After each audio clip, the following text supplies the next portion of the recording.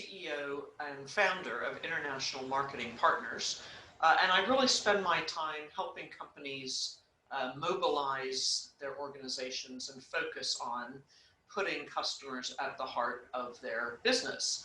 And I'm here today to join you to talk a little bit about this concept of customer centricity. It's an incredibly important one, especially because as we are looking to find ways in your companies, trying to find ways to sell its way, if you like, out of the COVID-19 disaster.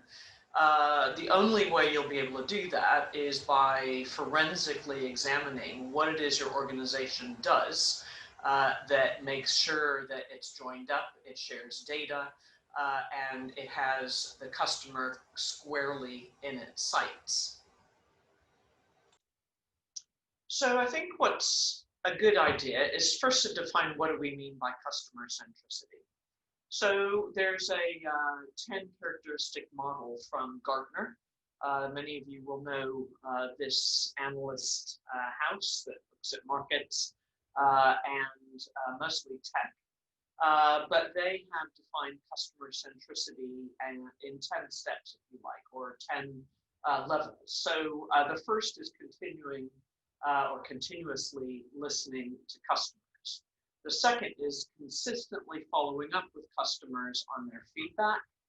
The third aspect of the definition is acting proactively to anticipate needs. Number 4, building customer empathy into processes and policies. Number 5, respecting customer privacy. Number 6, sharing knowledge internally with customers.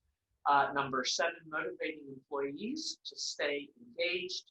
Number 8, acting systematically to improve the customer experience. Number 9, creating accountability for customer experience improvements. And last but not least, number 10, adapting to customer demands and circumstances in real time. So one thing you might want to think about doing is using those 10, and you'll find these on the Gartner website. Smarter with Gartner is the name of the infographic. And perhaps score your organization on each of these 10 aspects of customer centricity and give your company a score on a 1 to 10 scale or a 1 to 7 scale, and ask your team members to similarly score your organization too. And what you'll hopefully uncover are some areas that could be even stronger in terms of how you systematically put the customer at the heart of the business. So there's another definition of customer centricity by the Customer Success Association. And this is a little wordy, but I'll tell you it anyway. It's a cross-organizational, cross-disciplinary, long-term, scientifically engineered, and professionally directed strategy for maximizing customer and company sustainable proven value. That is a mouthful, but you get the gist, which is not a far departure from the Gartner explanation, which is really about sharing data and creating a culture that incentivizes people in every part of the business to want to improve the way customers are served so that you can extract value from the work that you do and the value propositions that you have. And not surprisingly, many organizations are not joined up, and often it's the marketing function that is tasked with being the window into the organization from the outside world and the customer. And unfortunately, that model is broken. And there's still many companies that see marketing as the sole domain, or perhaps marketing and sales, or marketing and business development as the owners of the customer, and everybody else just gets on with the real work. Well, that's not really maximizing profitability or value or loyalty or customer advocacy, all of which are metrics that are really key that are tracked to make sure that you know that the customer is at the heart of everything that you're doing. So it sounds incredibly obvious. Yes, of course, we care about customers, but in actual fact, there are things that are undermining how you are bringing customers on board and keeping them there. And I'll talk in a few minutes about some examples of companies that sort of cut off their nose to spite their faces in the pursuit of profits, and they're short term, and they're often also about the corporate culture.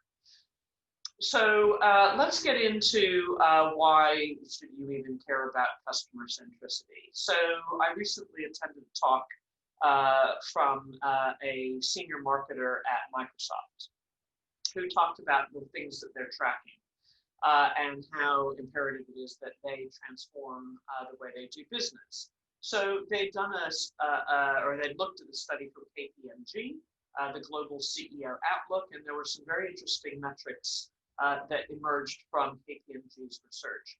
And in no particular order, 88% of CEOs in this 2019 study concentrated on customer loyalty and recognized that mastering the customer agenda unlocks value. No surprise. Another stat, 73% of those CEOs were very concerned that they're not keeping up with what customers want or expect. 78% were worried about the quality of the data that they base decisions on. 73% were worried about meeting the different needs and wants of digital millennials.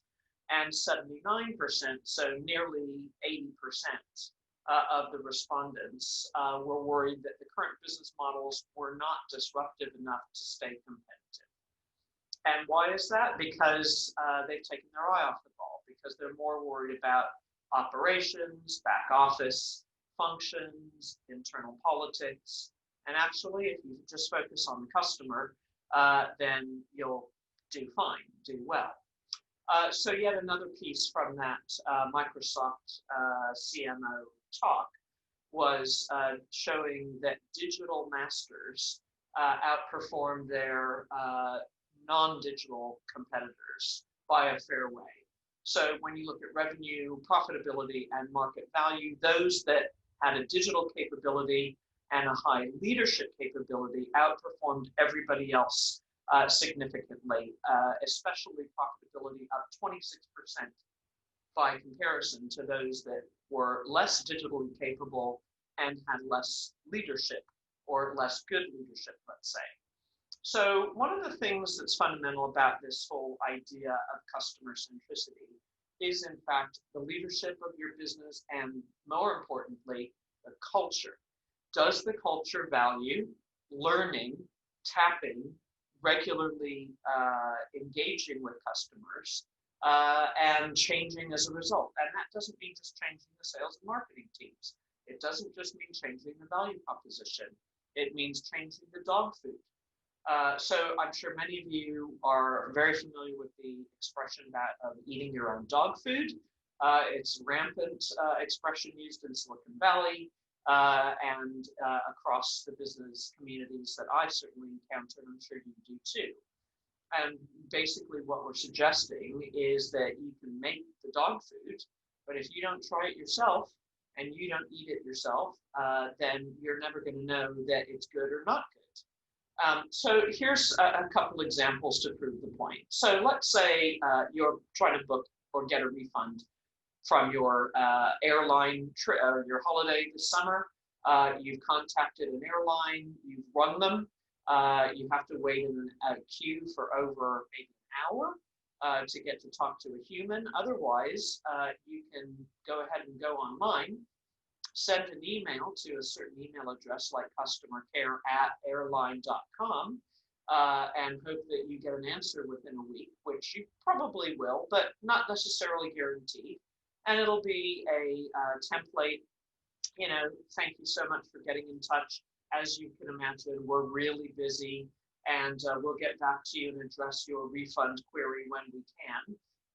Now, is that going to get you to advocate and tell everybody how amazing that airline was because they only took 2 weeks to get you a refund, or that you had to not talk to a human, but you had a virtual bot or a chat online that was with a virtual agent?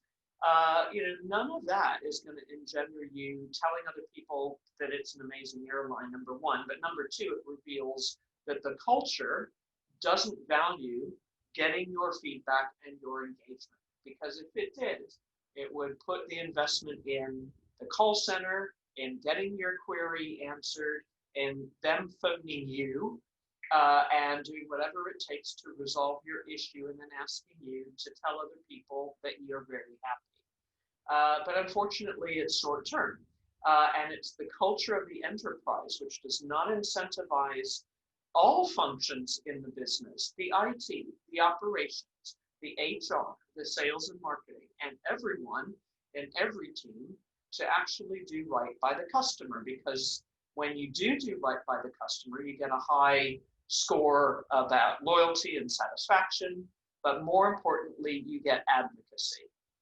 The only way you'll get advocacy, by the way, based on all the research I have, is by hitting 90% plus in customer satisfaction scores. That's a very high target. Between 89.999 and 75 is the zone of affection, but not advocacy. And below that is the zone of indifference and, in fact, the zone of sabotage, where those that are very unhappy intentionally undermine all your best efforts. And so really the goal is to try to hit 90%. But again, unless you're actually eating your own dog food, unless Richard Branson is traveling in the economy of Virgin Atlantic to know what that feels like, what's the caliber of the service there, what's the food like, what's the attitude of the in-flight crew, he'll never know. And he might get research reports, but he'll never know because he's not experienced it himself. So that's the key point for you, is to make sure that there's a culture in the business that makes everyone interested in the customer, how they're being served, what else could we be doing, how could we innovate, how could we add value to the customer? Because when we add value to them, we can extract more value in terms of our pricing, in terms of our auxiliary services, perhaps, in terms of partnerships with strategic partners, third parties. But unless the customer is at the core, and unless there's an incentive, that could be pay, that could be recognition, it could take lots of other forms that make people in your company interested in the customer, it's not going to happen. And that's why it's so important that the culture and the compensation line up to make people interested. So think about your own organization in this sense. How well is it actually doing the incentivization and the keen observation of how do our clients or customers use our products or services, and how could we find bottlenecks? How could we solve other problems that the customer has that perhaps they haven't articulated to us, but they're certainly articulating to your competition? And that's what will ensure that you build and keep a customer-centric organization. So let me just highlight a couple of other things about customer centricity. So Deloitte, the accountancy firm, also has a model on customer centricity. And so they define it as customer success. They're interchangeable now. And building a customer-centric organization, according to Deloitte's latest research, suggests that there's several components. There's the strategy component. Is the strategy of the business about the customer? Is the business model also about solving customer needs? Are the capabilities in the enterprise and in the teams being invested in to keep them up to date, to keep them digitally on target, and keeping up with where markets are moving at this rapid pace, especially in the COVID environment when companies are pivoting very ably to doing new and better things, building back better, to use the jargon of the moment. The operating model is another element of the Deloitte research. So Is the model that makes you money actually relevant now, and can it be improved? And people, processes, and technology, which is really my point about capabilities, culture, and compensation to some extent. So their recipe for customer success has 3 questions that need answering. Number 1, how to reestablish a customer success mindset or culture. Number 2, how do we prioritize and scale the capabilities needed to activate customer success? And number 3, how do we define and establish the required cross-functional engagement models for customer success? So again, until those questions can be answered very clearly and concretely, that you have mechanisms in place that permeate every function, that go horizontally, that go vertically, that affect everybody, you will never have a customer-centric organization. So that is a critical factor. So the reason to care about all of this is because when you operationalize the customer empathy, when you hire for a customer orientation, when you democratize the insights and share the data across the business, when you facilitate and encourage direct interaction with your customer, when you link the culture to the outcomes for the customer and tie compensation to the customer, when you do all that, you will have a customer-centric organization. So this isn't rocket surgery, as a friend of mine likes to say.